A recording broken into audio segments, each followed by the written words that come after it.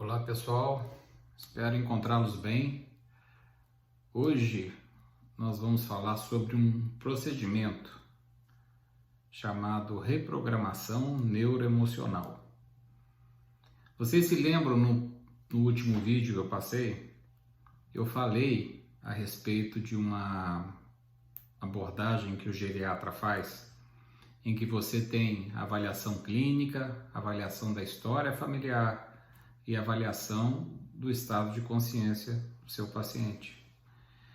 Quando a gente avalia o estado de consciência de uma pessoa, a gente avalia o conjunto de sentimentos, de estresse, de outras situações relacionadas à interferência na capacidade mental dela, seja por medo, por ansiedade, por depressão ou alguma outra dessas síndromes tão atuais, né? Os transtornos obsessivos compulsivos, os transtornos de pânico, desculpem, o transtorno de ansiedade generalizada, que é aquele em que você tem sofrimento por antecipação de todos os problemas que você tem que enfrentar na sua vida, né? As pessoas que têm ansiedade antecipatória, né? Antes de acontecer alguma coisa ou de fazer algum exame, a pessoa nem dorme. Então, todos esses distúrbios emocionais, eles dizem respeito à questão relacionada à avaliação da consciência de uma pessoa. É por isso que você encontra pessoas que têm 50 anos, 60 ou 70 anos e têm uma condição de vida mais feliz do que outras, embora use os mesmos medicamentos do que as outras pessoas, né? Então você fala assim, fulano tem a mesma condição econômica, a mesma condição mais ou menos familiar, tem as mesmas medicações que ele pode comprar, e o A tem uma resposta, o B tem outra, e o paciente C tem uma resposta ainda mais diferente. Então essas questões relacionadas à consciência do ser, ela pesa nessa hora. E ela vai dizer, em muitos dos aspectos, como será o nosso envelhecimento. Se será um envelhecimento mais saudável ou se será um envelhecimento com mais problemas. Ok? Então, quando você avalia a presença dos distúrbios de ansiedade, depressivos, transtorno de ansiedade antecipatória, síndrome de pânico, quer dizer, quando você vai avaliando essa questão de consciência ou emocional no seu paciente, você já pode antever que um determinado paciente vai precisar usar um tratamento e o outro um outro tipo de tratamento.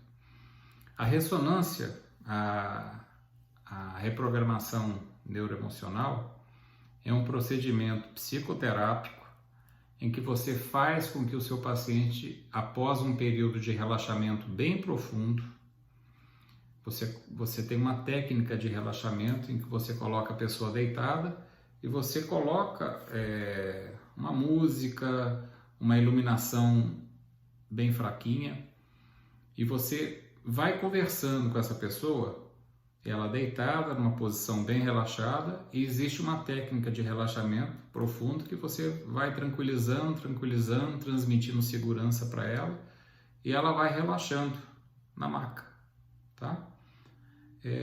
Não existe nenhum toque físico, né? Então, o procedimento todo é verbal, então isso é uma coisa que dá muita segurança também para o paciente.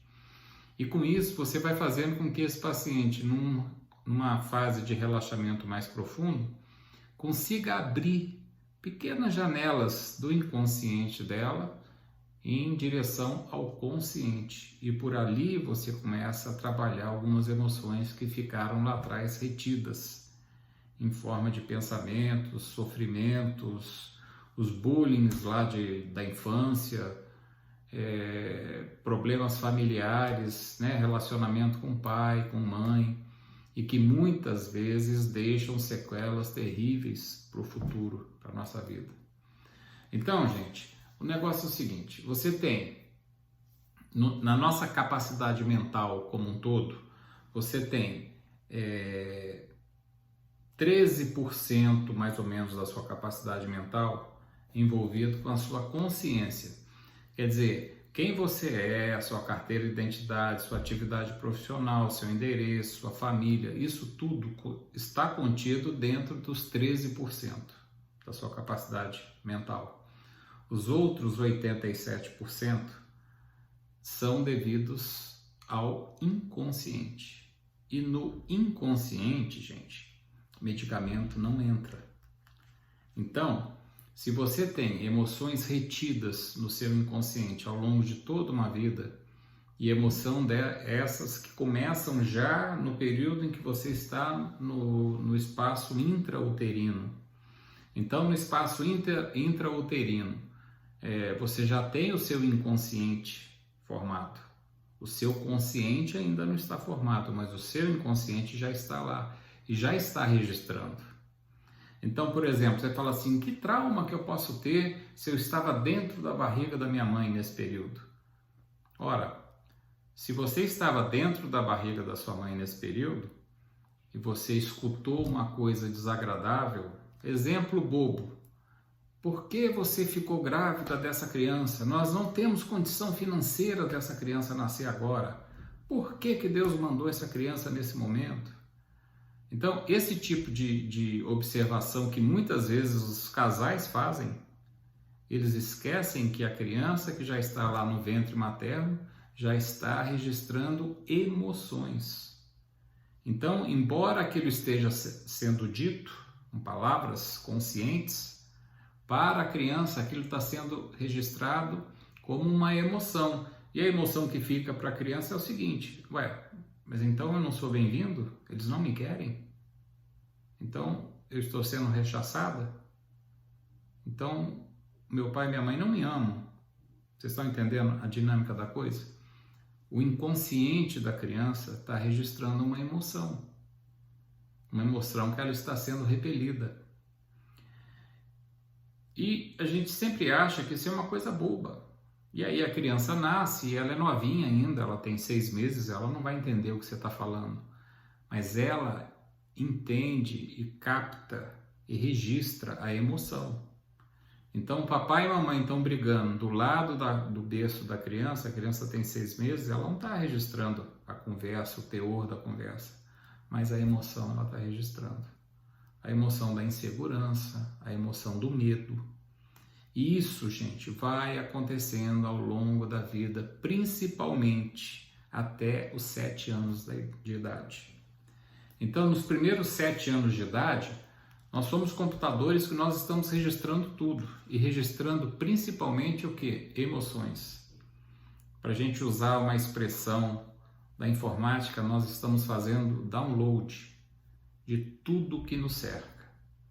Uma criança até os 7 anos de idade, ela registra as caras, as fisionomias, as expressões, o jeito de se comportar do pai e da mãe o tempo todo, principalmente, né? Entra ainda os avós, entra coleguinhas, né? Ela começa a ser exposta a brincadeiras na escola, os bullying da vida, né? Como se diz hoje. Mas até os 7 anos ela está baixando arquivo o tempo todo para poder montar no inconsciente dela o modelo de vida e de comportamento que ela vai seguir a partir daí. Depois, a tendência é que a gente repita esses padrões ao longo da nossa vida. Então é muito importante quando a gente tem criança, quando a gente tem filho, que a gente saiba desses fatores, de deixar a criança ao nosso lado, sempre numa condição de bom humor, de alegria, de felicidade, com pensamentos e comentários positivos, não é? Para que a gente possa criar essa criança sempre com uma positividade que depois, ela registrando isso no inconsciente dela, ela vai conseguir repetir ao longo de toda a vida dela. E vai ser um ser humano mais feliz, não tem dúvida disso. Agora, voltando à história da reprogramação neuroemocional. Quando você vai agir na reprogramação, você vai mexer basicamente no inconsciente. E se eu disse a vocês que o inconsciente é responsável mais ou menos por 87% da nossa capacidade mental, por uma questão matemática é muito mais fácil você ter um efeito positivo terapêutico quando você mexe no conjunto maior do que você ficar tratando dos tais 13%, que é o conjunto do consciente. E nesse conjunto do consciente, o que sobra para ser feito é medicamento. Então você usa antidepressivo, você usa os benzodiazepínicos, você usa medicações que diminuem a velocidade do pensamento, porque o sujeito é muito ansioso, etc. Mas esse é um tratamento que vocês têm que entender que é um tratamento que vai evoluir ao longo de toda uma vida. Porque, na verdade, o que gerou esse quadro neurótico de ansiedade, de pânico, etc., são aquelas tais informações que ficaram registradas no inconsciente da pessoa ao longo de toda uma vida. Então, esses tais 87% relacionados ao inconsciente são muito importantes. Mas as pessoas, por imediatismo, por comodismo, por zona de conforto, elas querem ir ao médico e falar assim: doutor, eu sou ansioso, eu não consigo dormir, eu tenho insônia, eu tenho medo disso, eu tenho medo daquilo. O senhor me passa aí um remédio que eu vou embora e eu vou tomar meu comprimido. Não é isso? Muitas pessoas não querem conhecer os seus problemas internos, os seus traumas, os seus bloqueios, não querem mexer com isso. Então eles pedem assim para você: eu prefiro só medicamento. Não me perturbe com essa história de inconsciente. Eu quero apenas o medicamento. E aí, quando você usa o medicamento, a pessoa se sente melhor. Eu não tenho dúvida. Ah, doutor, estou mais calmo, estou bem menos ansioso. E aí a pessoa vai tocando a vida dela. Aí passam-se 6 meses, 1 ano, 1 ano e meio, 2 anos, a pessoa volta no seu consultório um dia e fala assim: doutor, quando é que eu posso parar de tomar esse medicamento? É ou não é? Ah, não preciso mais tomar esse medicamento. Ah, o senhor não quer mais tomar o medicamento? Então o senhor quer que a gente suspenda. Então vamos fazer o seguinte: esse remédio, nós vamos fazer um plano de retirada dele para o senhor, em que nós vamos devagarzinho diminuindo a dose para que o seu corpo, seu cérebro, não sinta falta dele, ok? Ok. E aí você começa a tirar o medicamento.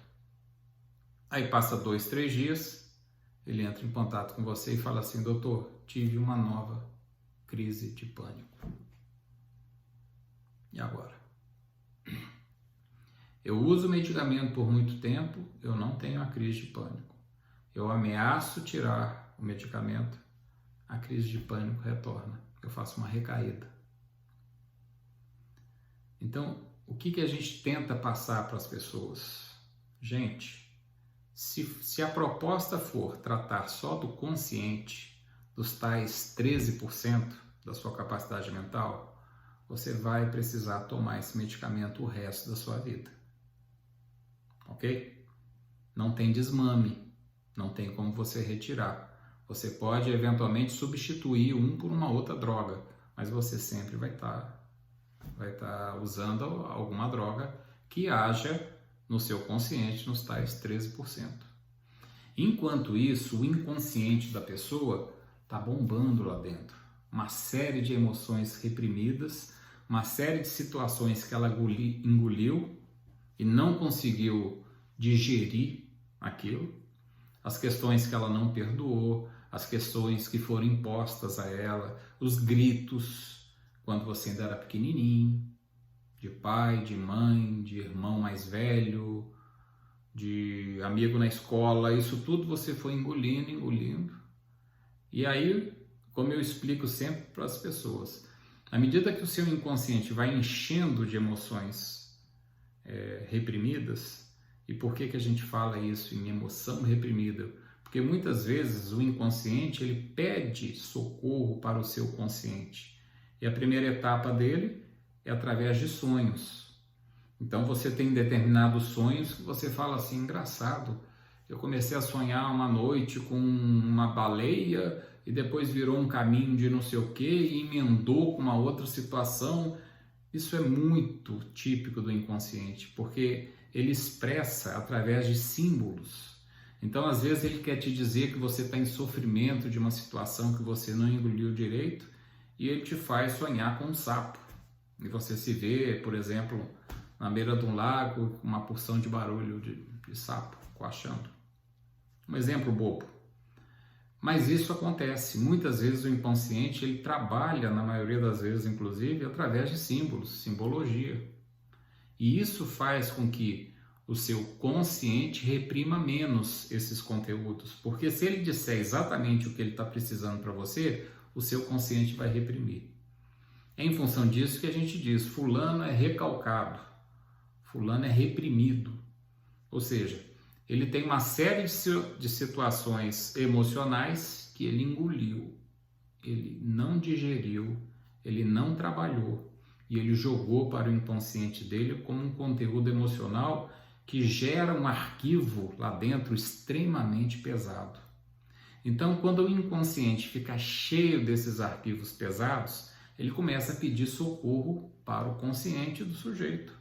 Então, a primeira manifestação é através de símbolos, sonhos, pesadelos, e em isso não sendo atendido, o inconsciente pega um pouco dessa quantidade de energia, de sentimento negativa e mal trabalhada e joga como se fosse o ladrão de uma caixa d'água e joga isso para o consciente. E aquilo emerge no consciente como emoções neuróticas. Grande parte da humanidade são neuróticos, né? E o que é a história de todos nós sermos neuróticos? Nós temos condições relacionadas a pânico, a ansiedade, a depressão. Esses são os transtornos neuróticos. Então, todos nós que temos um grau qualquer desses distúrbios, podemos ser considerados como neuróticos. E nós tínhamos um amigo que falava, somos todos neuróticos, graças a Deus, porque se fôssemos psicóticos, o negócio seria pior, não é isso? Então, esse grau de neurose que cada um carrega está muito relacionado a esses tais distúrbios das emoções mal administradas, engolidas, reprimidas e não digeridas. E que todos nós fazemos isso ao longo de toda a nossa vida. Então, quando nós fazemos um procedimento em que nós colocamos a pessoa em relaxamento profundo e fazemos com que pequenas janelas do inconsciente se abram para que essa energia possa fluir para o consciente, existe uma técnica que você vai envolvendo aquelas emoções e você vai retirando do inconsciente da pessoa. Isso equivale a um procedimento de limpeza de HD, para usar uma expressão também da informática. Então você pega o HD mental de uma pessoa e você consegue ir limpando aquelas emoções. O resultado disso é o quê?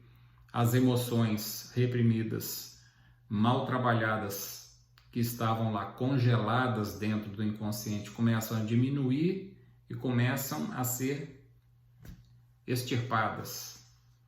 Você não tira a emoção, você não tira a memória da pessoa. Você esvazia o conteúdo emocional que estava acoplado àquela memória, entendeu? E na medida que você vai esvaziando esse conteúdo emocional, o consciente da pessoa vai relaxando. Então, os transtornos neuróticos, que se manifestam na forma de depressões, ansiedades, pânicos, transtornos obsessivos compulsivos, isso tudo começa a diminuir a intensidade.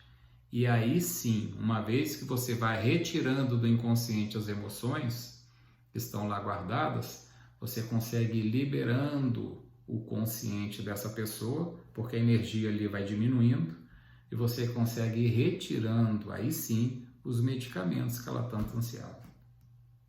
Ok? Esse procedimento de reprogramação neuroemocional é muito importante que cada um de nós, em alguns momentos de nossa vida, pudéssemos fazê-lo. Normalmente são 6 a 8 sessões e cada sessão dura em torno de 1h30, 1h45, dependendo de caso a caso. Eu me coloco sempre à disposição de todos vocês, façam comentários no vídeo, e nós retornaremos a qualquer momento para falar sobre mais alguns aspectos da nossa vida, do nosso envelhecimento, da nossa saúde. Ok, pessoal? Um grande abraço a todos. Tchau, tchau.